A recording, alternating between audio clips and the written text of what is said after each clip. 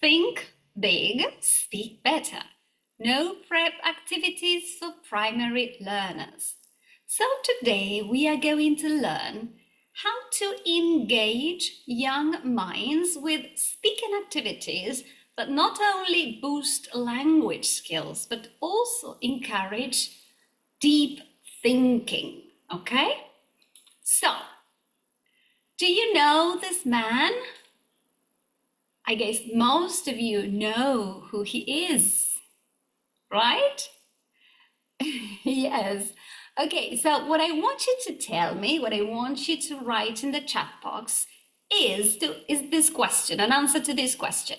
What do you think this talk has to do with him, with Mr. Bean?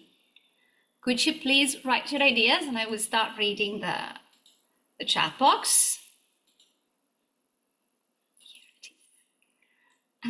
He doesn't speak, yes. He's funny, good. No idea, okay. Physical representation of emotion and thought, wow. Kids are not interested with our questions. He's like a kid, flexibility, okay, amazing. Great answers, misunderstanding. Okay, good. Now, I will give you my personal opinion about him. I chose Mr. Bean as an ally for this presentation because he usually finds creative solutions to problems. He's very funny and he can see beyond the obvious. And that is what deep thinking is and what we want to nurture in our learners. We want students who can think outside the box. So he's going to stay with us the whole presentation if you don't mind. Now, this is our agenda for today. First of all, we're going to define deep thinking. Then we are going to see deep thinking in action with activities that we can do in our classrooms. And finally, we are going to wrap things up with our star, Mr. Bean. Now, my goals for today is to prove that kids can think big, because when we can tap into their natural curiosity and creativity, kids can tackle very complex tasks and then combine meaningful language use with smart thinking activities. Okay, so another question for you. What does deep thinking mean to you? Could you please write your ideas in the chat box?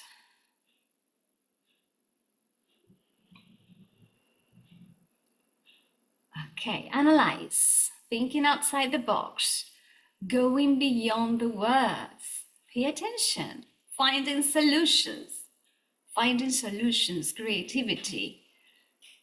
Analyzing, good. Well, imagine creative thinking, amazing, amazing. Okay, so deep thinking is the active mental process of questioning, analyzing, and evaluating information. It isn't about passively soaking up content, memorizing long lists of words or grammar rules. It is much more than that. When kids engage in deep thinking, they are not just learning, they are becoming critical thinkers. And that is what we want in the age of artificial intelligence. We need students who can think outside the box, who can analyze, who can evaluate, who can have opinions, yes, well-formed opinions. Okay, and today we are here just to learn how to teach them, how to do that, okay, how to think critically. So, deep thinking aligns with Bloom's taxonomy. You know Bloom's taxonomy? This framework developed in 1956 by Benjamin Bloom. And I like to think of it as if it were an iceberg. On top of the iceberg, on the surface of the iceberg, we have these thinking skills. Remember, understand, apply. These are surface level thinking or low order thinking skills. While below the surface of the iceberg, we have deep thinking or high order thinking skills. Our goals as educators is to guide our students to navigate from surface level thinking to deeper, more transformative learning experiences. Okay? Today, just because of a question of time, we are going to focus on these thinking levels, but let's briefly revise together the first three. Remember, understand, and apply. Here we go. Now, this is the question that I want you to answer. And the question is, which thinking skill does each box correspond to? I want you to give me the number. I will read the box and you give me the number. Let me see if I can see the chat now. Here we go. Okay, so be patient.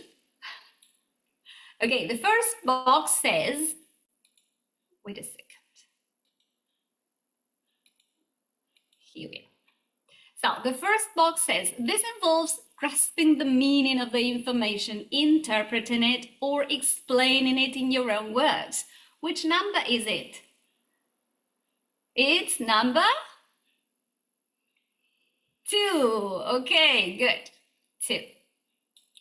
This is using knowledge or concepts in new situations or solving problems by applying what you've learned. That is 3. Great. Now, examples of speaking activities, flashcards, songs and chants, drilling games, TPR. What is that?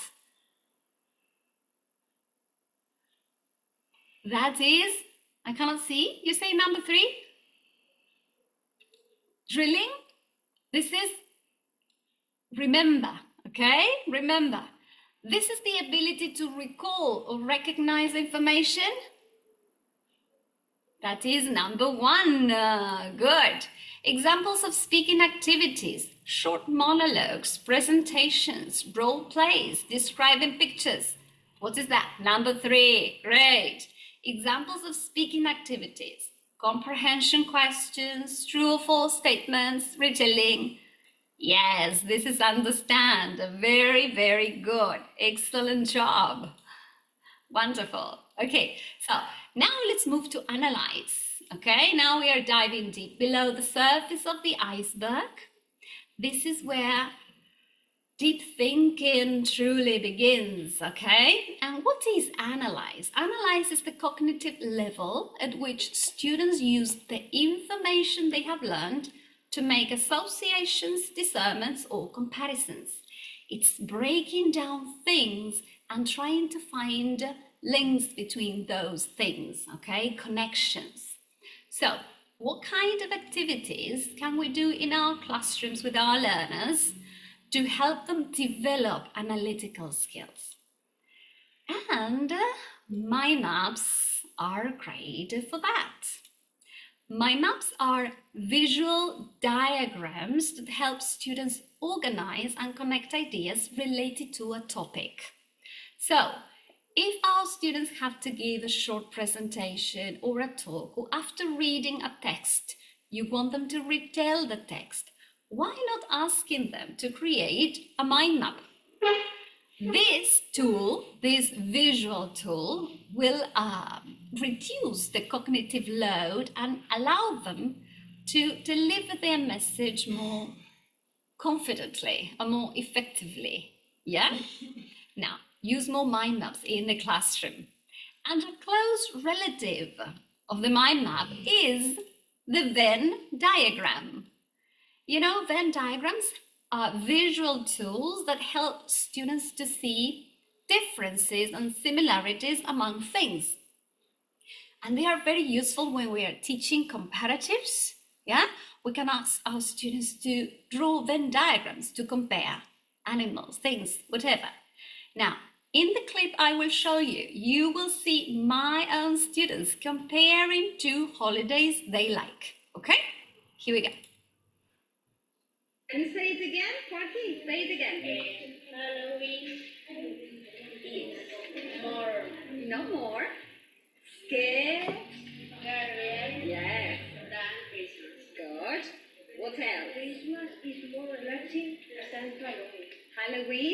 Say it again. Halloween is noisier than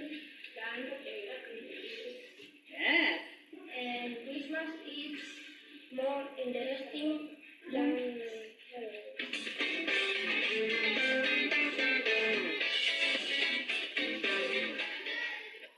Okay, so other ideas for our students to compare. They can compare cats and dogs, mammals or fish, unicorns or dragons if you want to get your students more creative. My routine versus my friend's routine. Culture X versus culture Y. Last year, my 9-year-old students had 2 cultural exchanges with students from India and students from Israel. And after a couple of exchanges, we created a very big Venn diagram comparing our cultures. And it was amazing to see all the things that they have learned. Apart from seeing our differences, we could also see that our core, we were all the same, sharing the same needs. Yeah, so it was a super enriching experience. If you can do international projects with your learners, I highly recommend doing that because it's amazing. Okay, so let's see more activities. Another one is 5-finger retell. So after your students read a story, yes, after reading a story, what you can ask your learners is to retell the story using their fingers. Yeah, super simple. This story is taken from Learning Lands, but you might be having another course book. It's okay, it's the same. So the idea of the 5-finger retell is the first finger your students have to say who is involved in the story. Finger number two, where did the story take place? Finger number 3, what happened first? Finger number 4, what happened next? And finally, how did the story end? Yeah?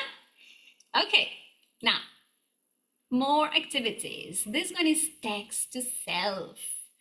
Text to self helps students draw connections between what they hear, what they read, what they listen to their own lives. Yes, it's to make the content much more personal. Let's see 2 examples from Learning Lands. Yeah. In the first example, students have to watch a video in which they have to answer this question. Which club do you think Rory chooses? And they have to tick the correct one. Then they have to fill in the blanks. And finally, they have to connect what they have watched by answering these questions. Why are these activities good for you? What healthy activities do you like? Okay, the same might happen with the reading. Students read a text, then they answer some comprehension questions, and finally they have to connect that text to their own lives. When they make it more personal, then the content becomes much more memorable. Okay, now let's move to evaluate. Yes, evaluate is to synthesize various sources of information to make a well-rounded argument.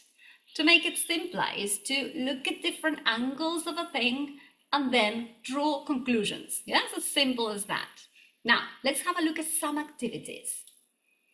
One activity that is very funny for our learners is ranking challenges. In ranking challenges, you give your students 3-4 items, no more than that. And what they have to do is to put them in a hierarchy. Yes, and explain why, of course, explain why. Don't give them more than 4 items because then it will become more difficult for them to then explain their reasons, but 3-4 will be okay. And then give them STEM sentences to help them structure their talk. Yes, when they are very young, they don't have enough resources to express themselves in English, so we have to scaffold learning somehow. Okay, another one. This one is odd one out with a twist. In this activity, you give your students, first you divide your students in groups of 4 or 5, and you give each student a picture or word, okay? And in their groups, they cannot show their picture, they cannot show their word, they have to describe what they have and listen to each other. Then they have to decide who is the person that has the picture that does not belong to the group. So with this activity, they will be practicing speaking skills and at the same time using their thinking skills. Okay, another one, reviews. Okay, reviews also help learners strengthen their evaluative skills. Yes, evaluation, they can exercise this type of thinking skill. Okay, so let's see here the main goal, yes, of the lesson is that the students can talk about a film that they have recently seen and then recommend it, okay? So let's see how the book scaffolds learning. First of all, students watch a video, yes, of a girl giving a film review.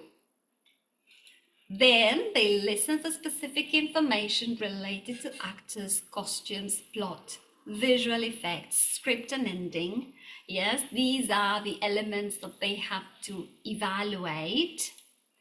Then students watch again and identify useful phrases used by the speaker. These are the famous 10 sentences that we have to provide our learners if we want them to help them speak, yes, particularly when they are very young. And finally, students use the sentence starters to give a talk about a movie that they want to recommend, yeah? Okay, so great. Now, what else can our students review or evaluate? They can review video games or gadgets. What else? I want to know your ideas. I want to learn about them. Could you please write in the chat box what else our students can review or recommend?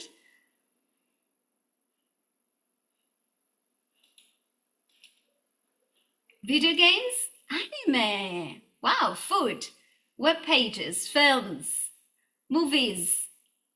Yeah, places to visit, a toy, artificial intelligence. Very interesting. Films, hobbies. Okay, fantastic. Okay, lots of ideas. Lots of ideas. Thank you. Thank you so much.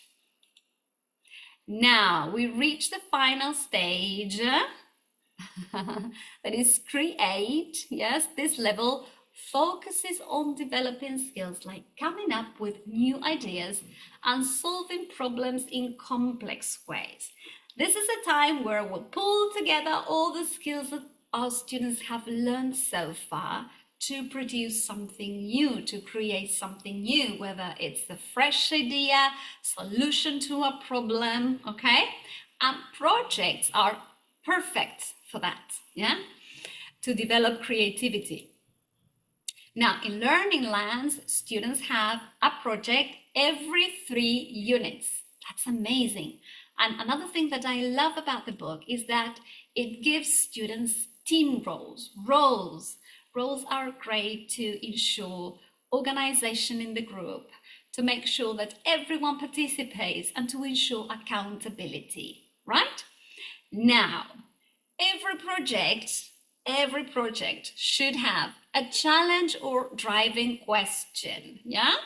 And the challenge here is your head teacher has given you the opportunity to choose a new course that pupils can do after school. Find out about the different courses and choose your favorite. Give a presentation to campaign for your favorite or make a campaign video to show to your class, okay?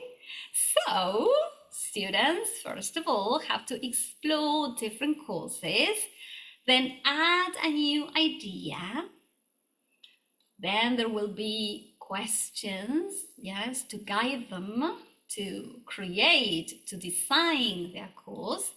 They will add visuals for their presentations, and finally they will showcase and talk about their course. Something which is very important when we are working with projects is to make sure that the audience should be authentic, yes, as authentic as possible. It could be parents, it could be students from other courses, or it could be the world, depending on the kind of project you are doing with your learners. Now, last but not least, it's very important to incorporate more open-ended questions to spark creativity, yes, and develop deep thinking in our students. I'm going to give you some examples of questions, of open-ended questions, yes, that invite students to be more creative and expand on their ideas. Why? Like, why do you think the character made that choice? How? How can you connect this to your own life? What if? What if questions are great? What if plants could talk? What do you think? What do you think is the main message of the story? In what ways? In what ways does this event impact the characters? Now, as I told you, as I promised, Mr. Bean was going to be with us the whole presentation, and he has an exit ticket for you. And this is the question you have to answer while watching the video. What kind of thinking skills does Mr. Bean use to get out of the parking lot? Yes? Write your ideas in the chat box. I will read it.